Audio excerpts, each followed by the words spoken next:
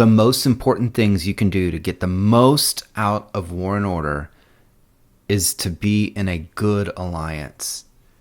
And when I say good alliance, I mean the best alliance. The best alliance in your realm, the best alliance in the game. In this video, I'm going to go over 8 things that will ensure that you have the best alliance, not only just in your realm, but in most realms.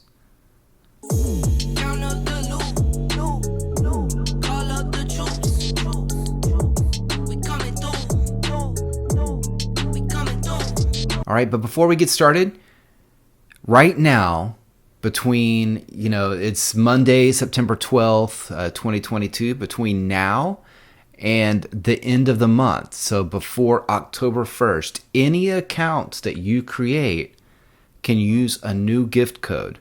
To use it, I'm going to show you here on the screen.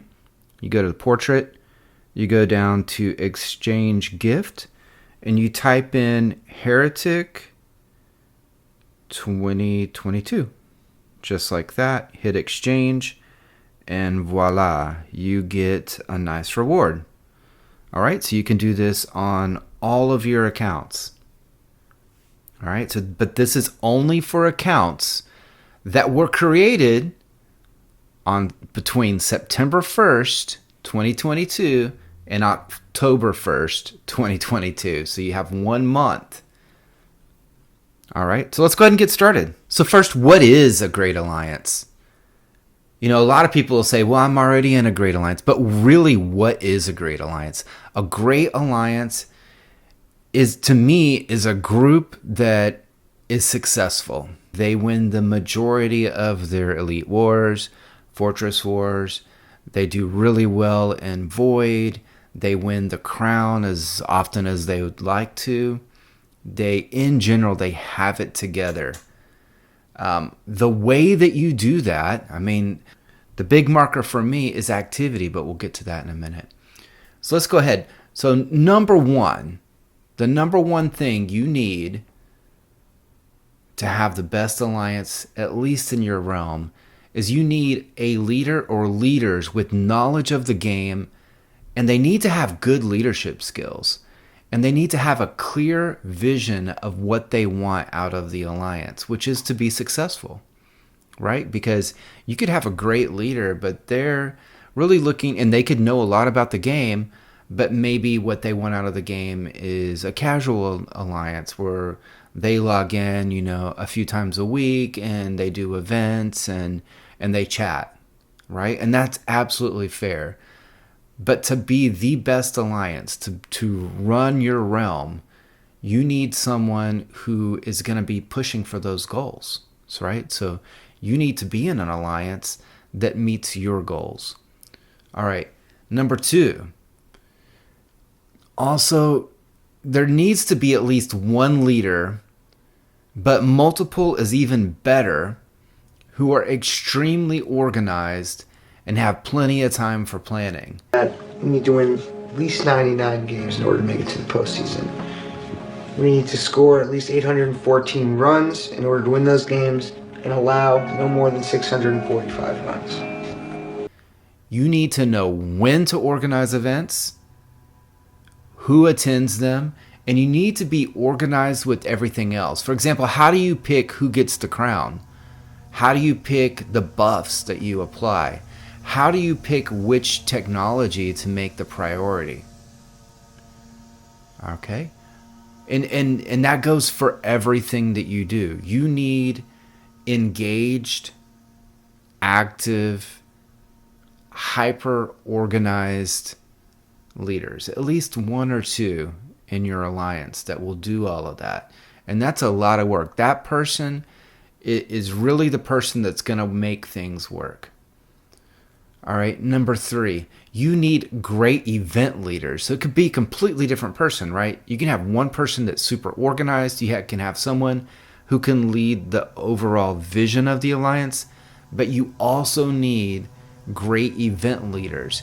And you need them to control everyone when you get in those events, because the worst thing that can happen is you get into an event and they're a good leader, but then people are going off on their own or they're real chatty. You need someone that can control all of that. And that's part of that whole, being a good event leader. In the end, being successful in these events is what makes the biggest difference to your players. The rewards that you get from Elite Wars, Frenzy, Fortress Wars, etc. are so great, it will help bring up your lower spenders closer to the top. Okay, number 4, just like you need great planners, you need a great event leader, you also need amazing PvP leaders. It's a completely different thing.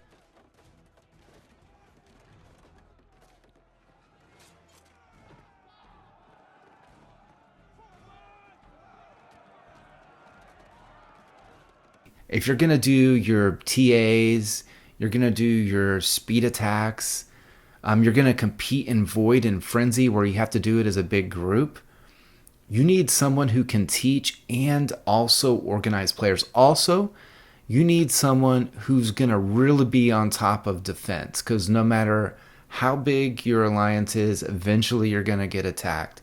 So you have to have someone that really knows how to set up a defense.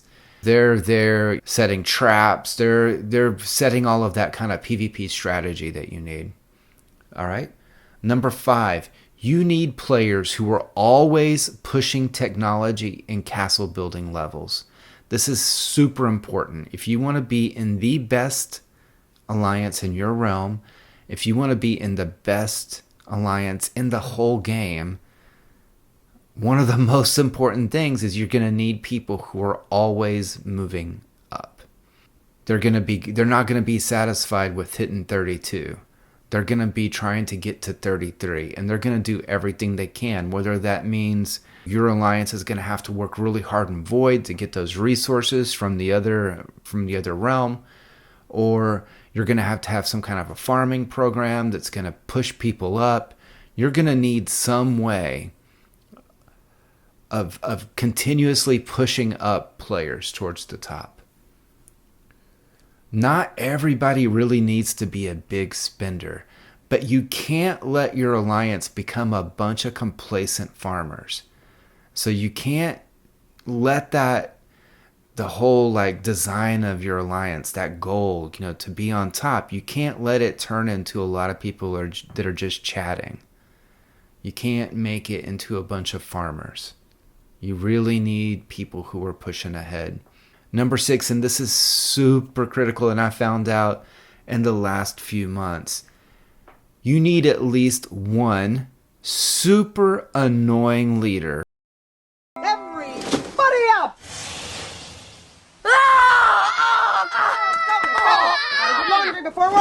Who will bug everybody to log in, everybody to donate, everybody, to put on their shield if needed, to hide troops, to, they're on top of everything, but they're super annoying. They're not going to let people ignore them. They're going to reach out online. They're going to reach out on Discord. They're going to call. They're going to do everything they can to get people online and into those events.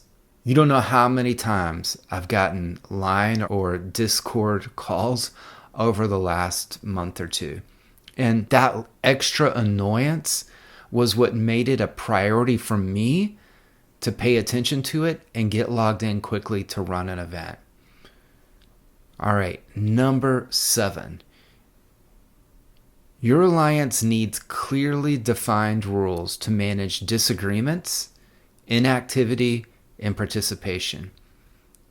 If 2 people are fighting, you can't just take sides because you've known one longer. You need some rules to kind of resolve those kind of disagreements. They don't come up that often, I hope, but you need to know how you're going to handle it. Also, you need to have some kind of a rule, like whether it's like we had in CRE before, is if you were out for 2 days and you didn't let someone know, one of the leaders know, so that we could add you to the list, then you were removed from the alliance. We considered you like you're not coming back after 2 days. We're going to keep our alliance super active by keeping people who are logging in at least once every 2 days. When one person goes inactive, the rule should be they should go to the sister alliance or an academy just while they're inactive. They may be going on vacation for a couple weeks. They may go camping or something, like I've done a few times. And when they go camping, they may not have good cell service, so they're going to be away for a couple weeks. When that happens, they need to reach out to the leaders and say, hey, I'm going to be inactive. I'm coming back, though. I'm going to go ahead and join that academy. I may be able to log in a few times in that time, but I'm not going to really be active for events. That's what they should do. And in the meantime, their spot needs to be filled until they get back. In addition, your alliance should always be growing, right? You should always be looking to recruit or to merge. So if you see the inactivity start to creep up, and no matter what you do, you can't get those people on for events, and you'll start seeing, okay, it's time. I really have some spots open, right? And if you're doing everything else, and you have that rule for inactivity, those spots are already open for you. So either you need to merge with someone else or someone else needs to merge with you. You need to put the ego aside and do what's best to actually enjoy the game. And for the other people that are in your alliance, so that they can enjoy the game to the maximum, right? Because being in a super active alliance, having 70, 80 people on for an event is amazing. And what's going to happen is you're going to be able to overcome those really big spenders, right? So, there's a guy, Bedmass, is like crazy high technology and just leagues ahead of everybody. But if you have enough people on, you can overcome that. You can overcome, if you have the numbers, you can beat someone with higher technology. Let's put it that way. And on that note, I would rather have 100 people who are super active than a bunch of big spenders who are rarely online. Activity should always be what you recruit, not battle power or technology.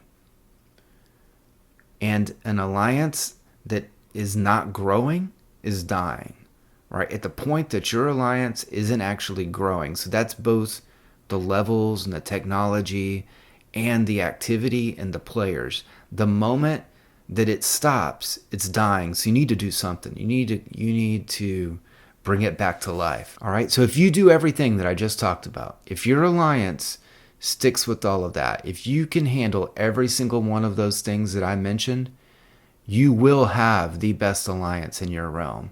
And you may have the best alliance in the whole game. You look at any alliance that's on the top, in the very top alliances in the game, and they're going to have these things that I just mentioned. All right, so I hope that helps.